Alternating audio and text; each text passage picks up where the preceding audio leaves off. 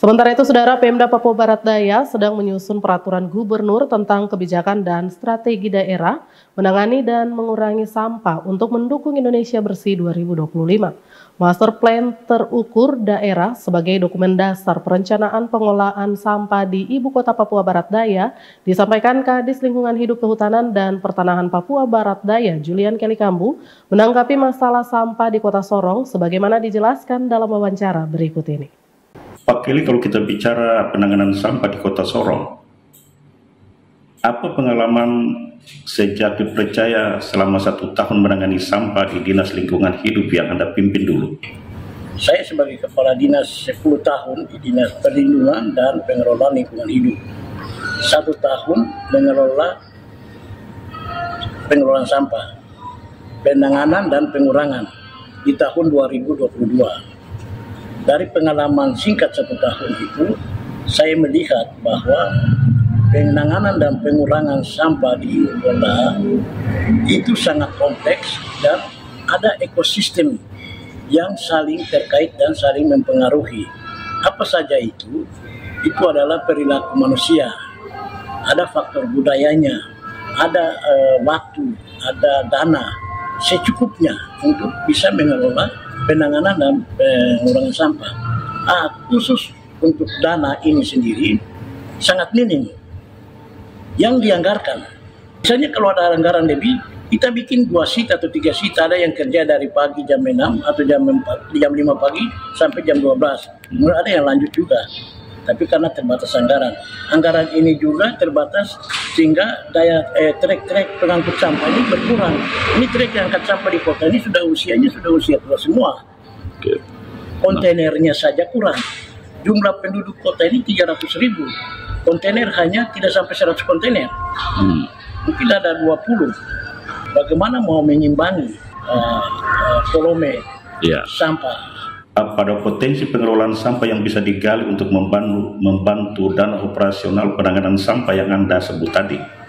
Kita punya potensi untuk mendapatkan anggaran dari sampah. Yang pertama, kita itu ada perda retribusi sampah yang dibayar per bulan. Itu variasi, hotel, warung makan, rumah, penduduk pun wajib bayar karena penduduk menghasilkan sampah. Jadi ada retribusi sampah.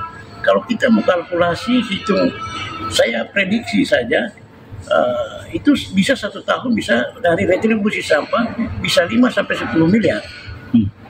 Itu prediksi kotor.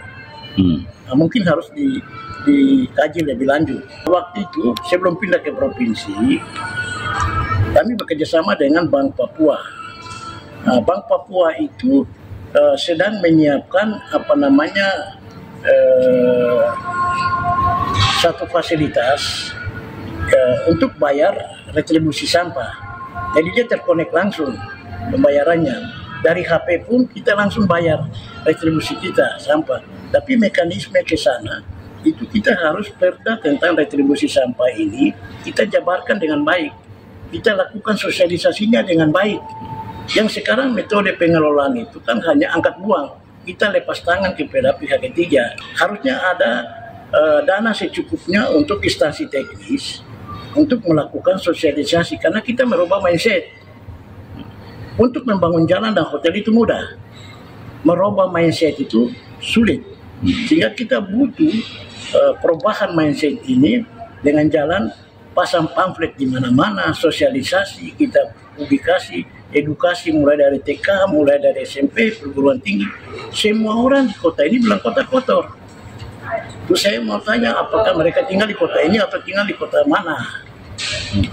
Jadi kita bersama-sama bertanggung jawab. Apa saja yang bisa dilakukan Pemda Provinsi untuk membantu penanganan sampah di Kota Sorong sebagai ibu kota provinsi? Atau diserahkan tanggung jawabnya kepada Pemda Kota saja? Ini wajahnya ibu kota provinsi. Hanya kami punya kesulitan di cantolan Permendagri terkait dengan program dan kegiatan itu provinsi tidak bisa menghandle langsung penanganan dan pengurangan sampah di tingkat kabupaten kota. Itu masalah kami. Tidak ada klausul program kegiatan di tingkat provinsi untuk melihat penanganan dan pengurangan sampah di tingkat kabupaten kota. Tugas kita hanya pada fungsi melakukan koordinasi, kemudian evaluasi, kemudian kita membimbing dan membina. Sehingga kita lagi diskusi mencari format. Mungkin kami setuju dengan penyampaian dari Bapak PJ Gubernur bahwa kita bangun ibu kota provinsi, bukan kota Sorong. Mungkin dengan perubahan ini dulu, sehingga memudahkan kami bukan kami saja, dari OPD teknis lain itu bisa masuk, karena bukan melihat kota Sorong, tapi melihat ibu kota provinsi. Itu bedanya. Ini perbedaan nomenklatur ini yang belum tertulis. Kami semua punya hati, kami besar dari kota ini, dan kami dibesarkan di kota ini. Sehingga tanggung jawab kita itu memperhatikan kota ini untuk melihat wajah ibu kota. Ini kita punya potensi besar. Kota ini bersih, orang datang tidur di sini, kerja di sini, karena sudah kerjanya kerja WA. Orang tinggal di India, kantornya di Amerika, mereka kerja dari India. Itu orang karena ada daya tarik Raja Ampat luar biasa. Besok Raja Ampat mendapat geopark, artinya di Raja Ampat ini sudah standar internasional, sehingga kota ini harus bersih karena ini pintu masuk. Begitu, harus bersih. Kami setuju juga dengan komitmen dari Bapak PJ wali kota sebelumnya. Ada kata bijak yang selalu didengungkan, beriman, bersih, indah, aman, dan nyaman. Ya kan? Untuk bersih itu ada biayanya. Ini kita baru bicara bagaimana sampah di dalam kota. Kita belum bicara lagi bagaimana penanganan sampah di TPA. Itu butuh biaya, dan kami berharap ada dukungan dari eksekutif dan legislatif.